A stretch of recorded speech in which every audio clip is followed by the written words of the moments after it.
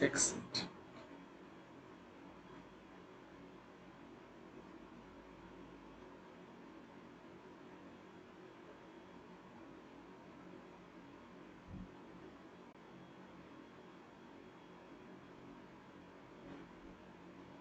Yes, we are live now.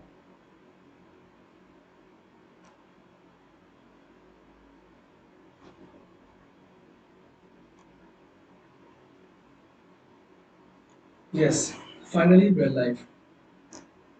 Hello everyone, welcome to Learnings. This is your host Devasis, and today in this video we will discuss 10 most important previous year's questions on CDP.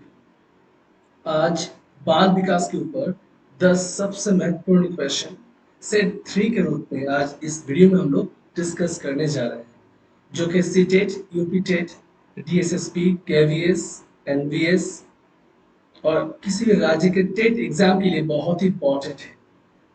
सो जो भी व्यक्ति जो भी aspirants in सभी संस्थान में teaching के लिए तैयारी कर रहे हैं, it's a must watch video for all of you. In this video we will have 10 most important questions, and along with these 10 important questions, each question will have explanation thereafter. हर एक question के बाद हम लोग explain करेंगे हर एक topic को। So without wasting any time, let us proceed and start. Question number 1. The most critical period of acquisitions and development of language is prenatal period, early childhood, middle childhood और adolescence. भाषा के अधिग्रहण और विकास का सबसे महत्वपूर्ण दौर कौन सा है? प्रसव पूर्व अवधि, या बचपन, या फिर मध्य बचपन, या फिर किशोर अवस्था? आपको क्या लगता है सही आंसर क्या होना चाहिए? Yes, you are right. The correct answer is early childhood. The correct answer is early childhood. तो चलिए देख लेते हैं अर्ली चाइल्डहुड का explanations क्या है। Early childhood stage is the foundation period of life, covering 2 to 6 years of our life. It's a period of rapid physical, mental, emotional, social and language development of the child. So 2 से 6 साल का जो समय होता है बच्चे के लिए वो बहुत ही क्रूशियल टाइम होता है।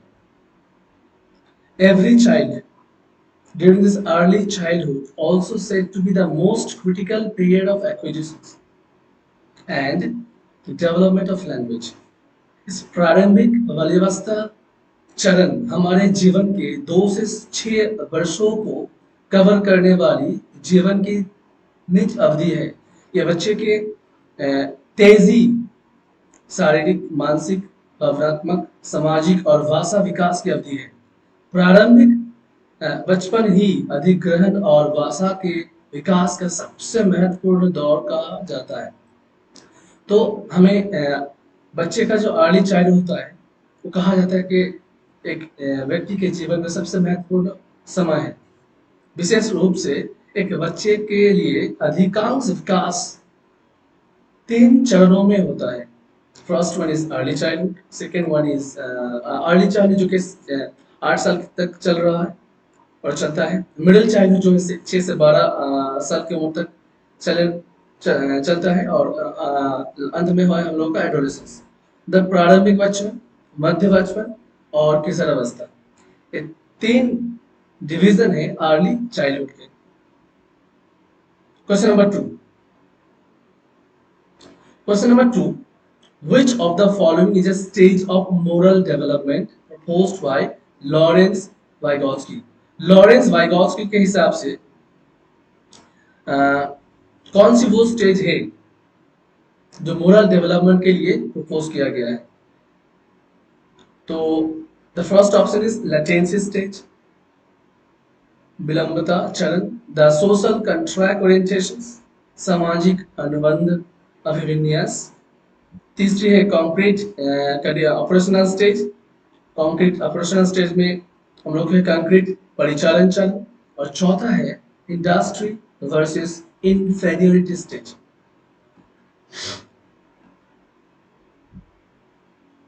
Inferiority stage. तो inferiority इन चारों में से सही ऑप्शन कौन सा है? The correct option is the social contract orientation. The social contract orientation is the correct option. चलिए देख लेते हैं इसका explanation. The social contract orientation is a stage of moral development proposed by Lawrence Goldberg. सामाजिक अनुबंध जन्मुखीकरण Lawrence Goldberg द्वारा प्रस्तावित नैतिक विकास का एक चरण है. And according to him, moral development takes place through a series of universal stages. In a social contract orientation, the child learns to respect the different opinions, values, and rights for others. So, Goldberg के अनुसार नैतिक विकास सार्वभौमिक अवस्था की एक श्रृंखला के माध्यम से होता है. सामाजिक अनुबंध अभिविन्यास में बच्चा दूसरों के लिए विभिन्न राय, मूल्य और अधिकारों का सम्मान करना सीखता है. So the correct answer, the social contract orientations. Next, during classroom discussion, a teacher often pays more attention to boys than girls. This is an example of कक्षा चर्चाओं के दौरान एक शिक्षक अक्सर लड़कियों की तुलना में लड़कों पर अधिक ध्यान देता है. ये एक किस चीज का उदाहरण है? चार ऑप्शन है आपके पास. Gender bias, gender identity, gender relevance and चौथा है gender constancy. So the correct answer will be gender bias, लिंग पूर्वाग्रह. क्यों होगा? चलिए देख लेते हैं इसका explanation. What is gender bias? Gender bias refers to a preference or prejudice towards one gender over another. Generally, gender bias has been used in a discourse wherein males are preferred over females. लिंग पूर्वाग्रह दूसरे लिंग के प्रति वरीयता या पूर्वाग्रह का जो संदर्भित करता है. आम तौर पर लिंग पूर्वाग्रह का प्रयोग एक प्रवचन में किया गया है जहां पुरुषों में महिलाओं पर पसंद किया जाता है. तो तदनुसार यदि कक्षा चर्चा के दौरान एक शिक्षक अक्सर लड़कियों की तुलना में लड़कों पर अधिक ध्यान देता है तो ये लैंगिक पूर्वाग्रह का स्पष्ट मामला है. So, I hope gender bias is clear now to all of you. चलिए नेक्स्ट क्वेश्चन पे चलते हैं. Which of the following is an effective strategy to reduce children's gender stereotyping and gender role conformity? बच्चों में लिंग stereotyping और लिंग भूमिका अनुरूपता को कम करने के लिए निम्नलिखित में से कौन सी प्रभावी रणनीति है? Discussions about gender bias, emphasizing gender specific roles, gender segregated play groups या फिर gender segregated eating arrangement. इन चारों में से सही आंसर क्या होना चाहिए? या फिर लिंग पूर्वाग्रहों के बारे में चर्चा, लिंग विशिष्ट भूमिकाओं के पर जोर देना या लिंग अलग खेल समूह, लिंग अलग बैठने की व्यवस्था. What is the correct answer according to you? Yes, you are right. The correct answer is gender bias. Discussion about gender bias is one of the most effective strategies that helps in reducing children's gender stereotyping and gender role conformity. Gender role conformity. लिंग पूर्वाग्रहों के बारे में चर्चा सबसे प्रभावी रणनीतियों में से एक है जो बच्चे या फिर बच्चों के लिए लिंग स्टीरियोटाइपिंग और लिंग भूमिका अनुरूपता को कम करने में मदद करती है. So the correct option is discussion about gender बस option A. Next question, which of the following theorists, while viewing children as active seekers of knowledge, emphasized the influence of social and content on their thinking? बच्चों के ज्ञान के सक्रिय साधकों के रूप में देखते समय निम्नलिखित सिद्धांत कार्यों में से किसने अपनी सोच पर सामाजिक और सांस्कृतिक सामग्री के प्रभाव पर जोर दिया है? John B Watson, Lev Vygotsky या जॉन पियाजे? What is the correct answer? आपको क्या लगता है करेक्ट आंसर क्या होने वाला है?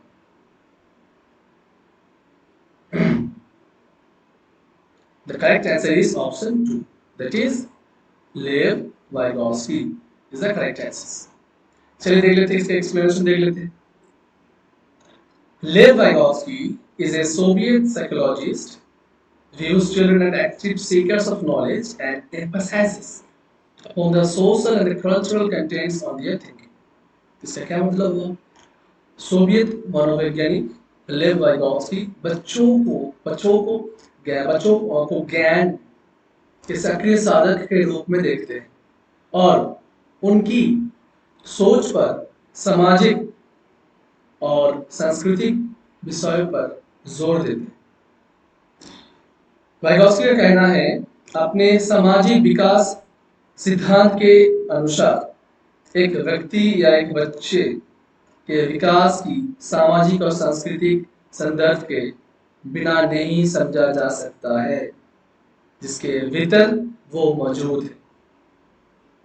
So according to his social development theory, an individual or child's development cannot be understood without reference to the social and the cultural context within which he or she exists. तो उसका कहना यही है कि किसी बच्चे के जो डेवलपमेंट है वो नहीं समझा जा सकता है बिना कोई सामाजिक या सांस्कृतिक कंटेक्स्ट के बिना कोई। तो बच्चे के अगर डेवलपमेंट को समझना होगा या फिर डेवलपमेंट अगर हम समझना चाहते हैं तो हमें ज़रूर उसका सामाजिक और सांस्कृतिक बैकग्राउंड समझना चाहिए, तभी एक बच्चे को हम सही ढंग से समझ पाएंगे।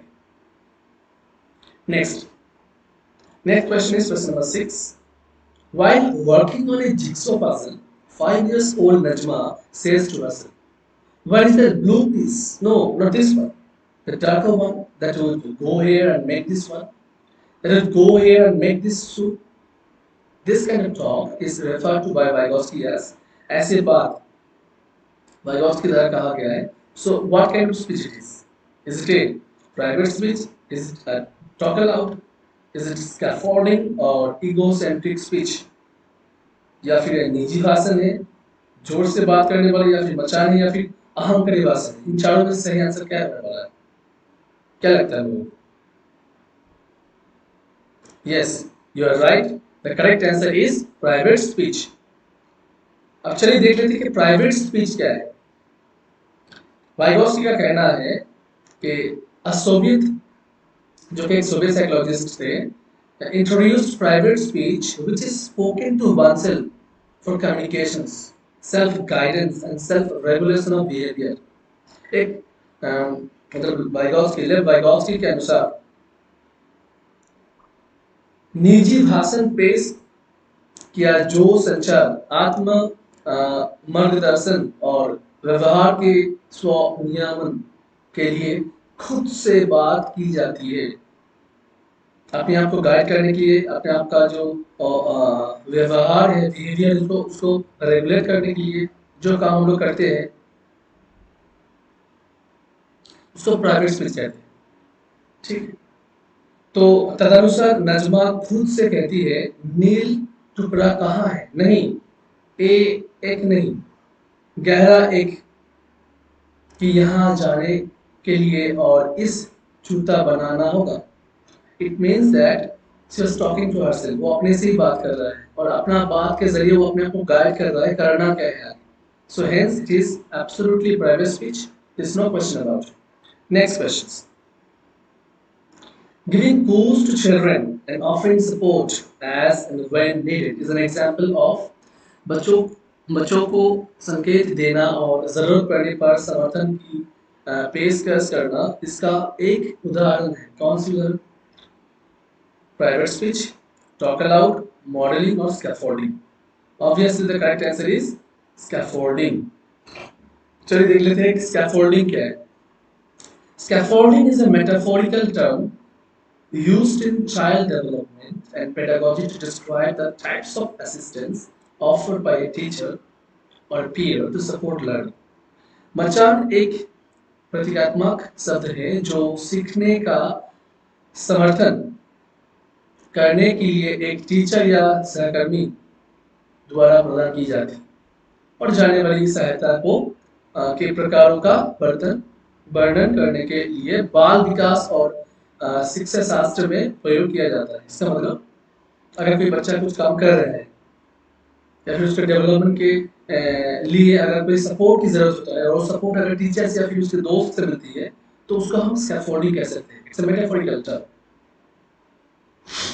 Kind of assistance, kind of एक सहायता है जो कि हमें टीचर्स और पीयर ग्रुप से दोस्त से मिलती है, जिसके जरिए हम अपना काम बच्चे जब अपना काम करते हैं सपोर्ट कर लेते हैं। It is called scaffolding. So scaffolding equals to support, assistance. You can think in your mind. ऐसे अपने मन में इसको रख सकते हैं, सोच सकते हैं, इसको scaffolding कहते हैं। In other word, giving clues or hints and offering assistance or help the students to understand a concept is considered scaffolding. दूसरे शब्दों में हम इसको क्या कह सकते हैं?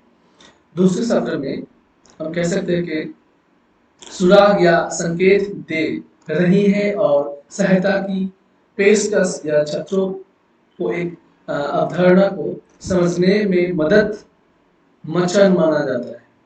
So this is scaffolding. Scaffolding is very important question. Scaffolding के ऊपर हर एक एग्जाम में क्वेश्चन आते हैं। So this is one of the most important question. इसको जरूर आप लोग नोट कीजिएगा। जरूरत पड़े तो स्क्रीनशॉट लेके इसका नोट बना लीजिएगा। Scaffolding, ठीक है? आगे बढ़ते हैं। Which of the following behaviors characterize the concrete operational stage as proposed by John Piaget? निम्नलिखित में से कौन सा व्यवहार जीन पियाजे द्वारा प्रस्तावित कंक्रीट ऑपरेशनल स्टेज की विशेषता है? Hypothetical deduction reasoning, conservation, class inclusions, deferred imitations,